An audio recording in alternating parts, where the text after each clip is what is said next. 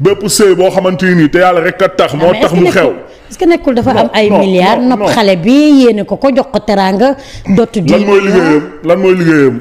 bon benn kii la yor ni ñu koy waxatee benn agence de communication la yor agence de com la yor. agence de com est-ce que may na la ay milliards ak si diir bi si ñaata at si diggante ñaata at kañ nga teg agence de com ak kañ nga nekk milliardaire dama ni hey. Sénégal ñëpp xamante ne Sénégal dafa xat. Sénégal d'accord dafa xat. tey si tey jaama la sumuwaay yow mun nga toog sa néeg sax laa lay wax sëqët ñu dégg la. d'accord waaw loolu waxin la yàlla borom xel yi lay waxal. dama ni. nguur yi fi jugee muy nguuru Macky Sall. Macky Sall entre parenthèses le plus grand criminel de toute l'histoire générale du Sénégal. dinaa ñëw si moom si kanam. parce que dégg naa mi ngi fi waaj a ñëwaat. waaw te loolu.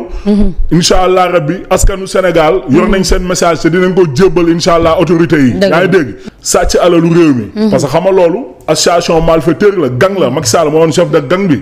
mais dafa yaatu xeetu yaatu boo xam ni. moo leen jiite woon quoi ñoom d'accord parce que moo doon chef de gang bi.